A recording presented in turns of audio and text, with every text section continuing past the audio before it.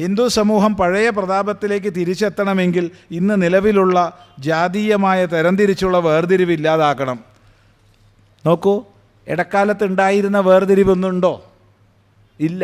നമ്മൾ ആരും ഇവിടെ ഇരിക്കുന്നവർ ജാതി ചോദിച്ചിട്ടില്ല, ചിന്തിച്ചിട്ടില്ല, പറയുന്നില്ല. നമ്മളെല്ലാവരും ഒന്നിച്ചിരിക്കുന്നു. കേരളത്തിലെ ഒരു സന്യാസാശ്രമത്തിലും, ഉറപ്പിച്ച് പറയാം, ഒരു സന്യാസാശ്രമത്തിലും ജാതിയുടെ അടിസ്ഥാനത്തിൽ ഒരാളെ സ്വീകരിക്കുകയോ തള്ളുകയോ ചെയ്യുന്നില്ല. നമ്മൾ ഏത് ജാതി പറഞ്ഞാലും ഒരു ക്ഷേത്രത്തിൽ പോയി ഒന്നിച്ച് തൊഴും, ഒന്നിച്ച് ആരാധന ചെയ്യും.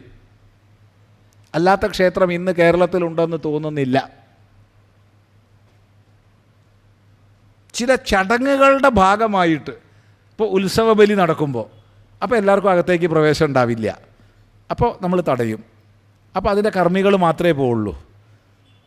അല്ലാതെ ആർക്കും പ്രവേശനത്തിന് വിലക്കുള്ളതായിട്ട് എൻ്റെ അറിവിലില്ല.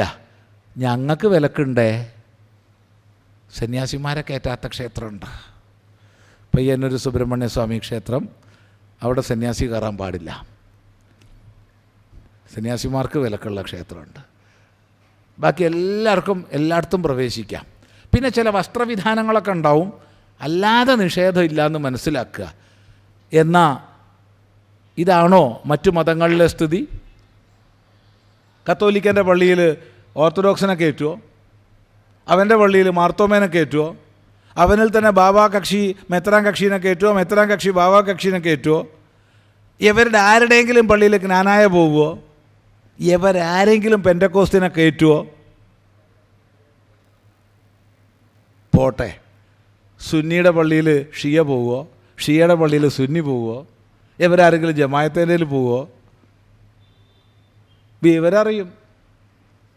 അതുകൊണ്ട് ദയവ് ചെയ്ത് ഒരന്ധകാരാവൃതമായ മധ്യകാലഘട്ടത്തിലെ ഹിന്ദു സമൂഹത്തിലുണ്ടായിരുന്ന പുഴുക്കുത്തുകളെ ഇന്നും ആവർത്തിക്കുന്നതിന് പകരം എത്രയോ നവോത്ഥാന നായകരുടെയും പ്രസ്ഥാനങ്ങളുടെയും പരിശ്രമ ഫലമായി നമുക്കുണ്ടായിട്ടുള്ള ഇന്നത്തെ ഉയർച്ചയെ, ഉണർച്ചയെ തിരിച്ചറിയാൻ പരിശ്രമിക്കുക. അതാണ് പറയാനുള്ളത്. എവിടെയെങ്കിലും ജാതീയമായ ഉച്ചനീചത്വങ്ങളും ഹീനതകളും ഇന്നും നിലനിൽക്കുന്നുണ്ടോ? ഉണ്ടെങ്കിൽ വേദാന്തത്തിൻ്റെ ഏകതയുടെ സന്ദേശം അവിടെ എത്തിക്കുക. നിന്നിലും എന്നിലും അവനിലും അവളിലും കുടികൊള്ളുന്ന ചൈതന്യം ഏകമാണ്, അദ്വിതീയമാണെന്ന സന്ദേശം എത്തിക്കുക. കേവലം സന്ദേശം കൊണ്ട് കാര്യമില്ല.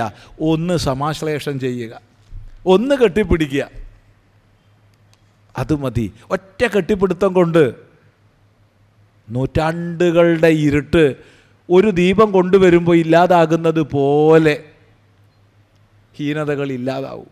അതിനോരോരുത്തരും മുന്നോട്ട് വരിക എന്ന് മാത്രമേ പറയാനുള്ളൂ. ജാതി വേർതിരിവുണ്ടായാൽ കൂട്ടായ ഹിന്ദു സമൂഹം പടുത്തുയർത്താൻ സാധ്യമല്ല. എന്തിന് നായർ സമാജം, ഈഴവ സമാജം, ബ്രാഹ്മണ സമാജം, ഹരിജൻ സമാജം ഒരേ ഒരു ഹിന്ദു സമാജമാകുമ്പോൾ ഐക്യമുണ്ടാവുകയും സമൂഹത്തിന് ഒറ്റക്കെട്ടായി നിൽക്കാൻ സാധിക്കുകയും ചെയ്യും. ഇതിനു വേണ്ടി ബഹുമാനപ്പെട്ട സ്വാമിജിമാർക്ക് ഈ യാത്ര കൊണ്ട് എന്തെങ്കിലും മാറ്റം വരുത്താൻ സാധിക്കുമെങ്കിൽ ഉപകാരമായിരുന്നു. ഇത് ക്രമികമായി സംഭവിക്കട്ടെ. പക്ഷേ ഇവിടെ നായർ സമാജമുണ്ടോ? ഉണ്ടാവട്ടെ. ഈഴവ സമാജമുണ്ടോ? ഉണ്ടാവട്ടെ. തീയ സഭ ഉണ്ടോ? ഉണ്ടാവട്ടെ. പക്ഷേ ഹിന്ദു എന്ന തായ്വേരുണ്ടെങ്കിലേ ഇതെല്ലാം ഉള്ളൂ എന്ന തിരിച്ചറിവ് നമ്മൾ നൽകുക.